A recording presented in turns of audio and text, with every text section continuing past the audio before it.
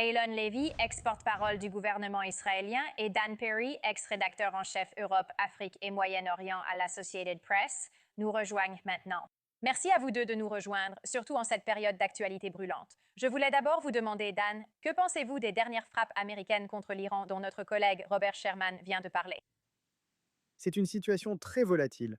On pourrait voir cela, pour paraphraser von Clausewitz, comme des négociations par d'autres moyens, car les discussions ne semblent mener nulle part. Mais c'est aussi clairement dangereux et l'Iran pourrait aller trop loin. J'estime qu'ils sont déjà allés trop loin lors des négociations elles-mêmes. Les États-Unis ont renoncé à la plupart de leurs objectifs de guerre. L'Iran devrait prendre oui pour réponse. Au lieu de cela, leur ambassadeur en Chine a affirmé cette semaine qu'ils allaient nous imposer un péage extorsif, ce qui est totalement illégal selon le droit international. Je pense qu'à ce stade, Donald Trump est rendu tellement ridicule il ne peut pas signer le protocole d'accord ou un accord basé sur ce protocole, vu la tournure des choses. Je doute aussi qu'il veuille relancer la guerre avant les élections de mi-mandat. Donc ils vont sûrement prolonger les négociations. Nous allons continuer à avoir des flambées de tension, comme c'est le cas en ce moment, et il y a une réelle possibilité d'une reprise soit de la guerre, soit d'un blocus paralysant de l'Iran juste après le vote en novembre. Et Dan, comment vois-tu cela impacter les pourparlers de paix? Ça dépend vraiment de l'Iran. Je veux dire, comme je l'ai dit, les États-Unis ne demandent plus rien qui ressemble à des réformes en Iran. On ne parle plus de faire tomber le régime, on parle de leur donner des centaines de milliards de dollars et en fait de renforcer le régime. C'est franchement étonnant pour moi que les Iraniens facilitent la tâche à Trump pour qu'il signe simplement sur la ligne pointillée et qu'il se contente même de lui donner des gages verbaux sur la question nucléaire. Ce qui semble, de façon insensée, être tout ce qu'il veut vraiment. Les Iraniens sont d'excellents négociateurs, il faut le reconnaître. Tout cela pourrait être un simple jeu de rapport de force. Nous devons attendre de voir. Aylon, Je veux te donner la parole. Le président est en Turquie pour ce sommet de l'OTAN, comme nous l'avons dit. Je voulais te faire écouter un extrait de ce qu'il a dit à propos de nos alliés. J'ai été très déçu par l'OTAN. Nous les avons aidés, mais je doute qu'ils nous soutiendraient. L'Italie nous a aussi tourné le dos.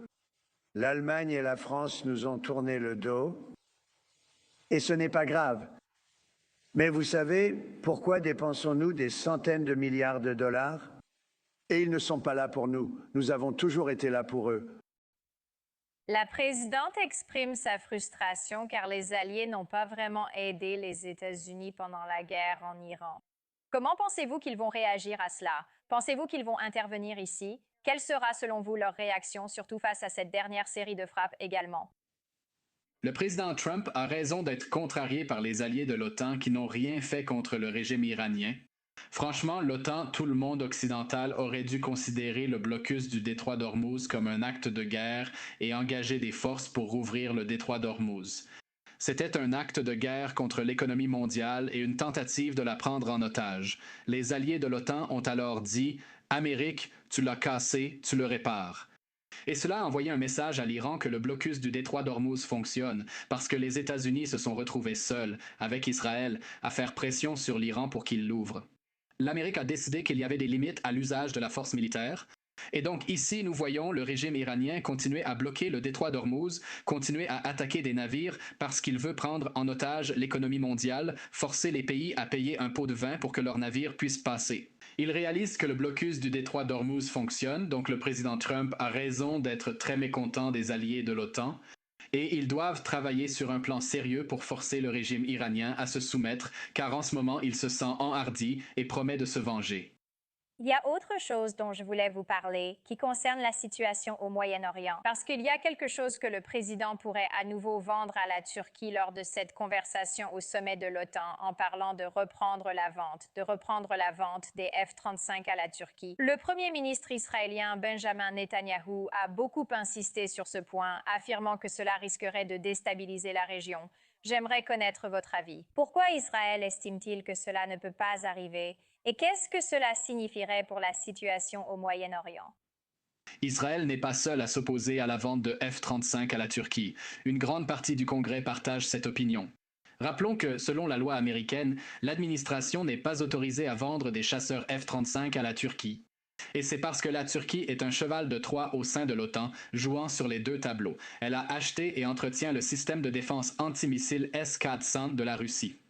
Cela signifie que vendre les chasseurs F-35 à la Turquie met en danger les avions de chasse les plus avancés des États-Unis, car cela les expose aux technologies de défense russes.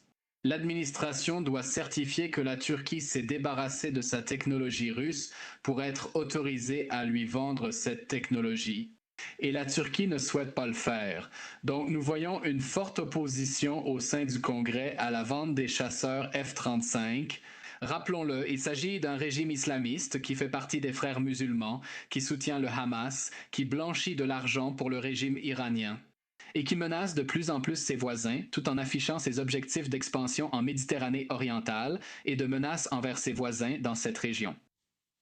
Et Dan, que penses-tu du voyage du président ici en Turquie pour le sommet de l'OTAN? Quelles pourraient être, selon toi, certaines des conclusions pour les États-Unis? Eh bien, l'essentiel, bien sûr, comme le disait Elon, c'est cette idée irresponsable de vendre des F-35 à la Turquie. Étant donné le contexte qui a été évoqué, cela risquerait essentiellement d'éliminer la supériorité aérienne des États-Unis. Et si la prochaine fois, ils tentent de contrôler le ciel iranien, autre État client de la Russie et doté de défenses aériennes, nos avions pourraient être abattus.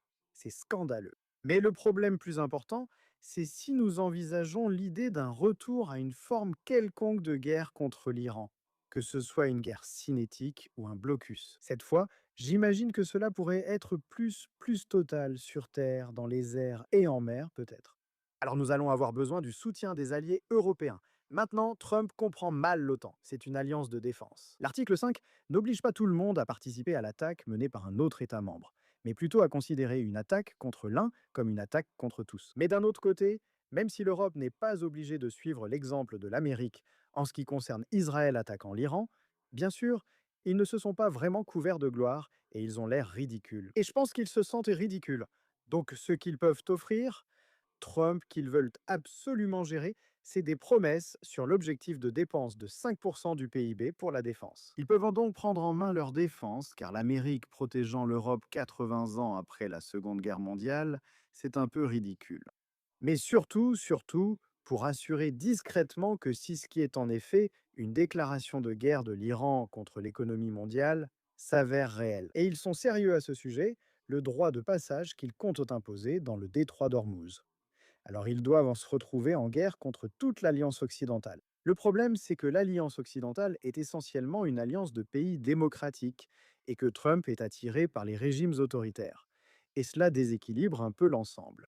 Mais espérons qu'ils remettent les choses en ordre, car la situation avec l'Iran devrait recentrer tout le monde sur l'essentiel. Merci à tous les deux pour vos analyses et cette conversation fascinante. Nous devons nous arrêter ici. Merci Aylon Levy, Dan Perry.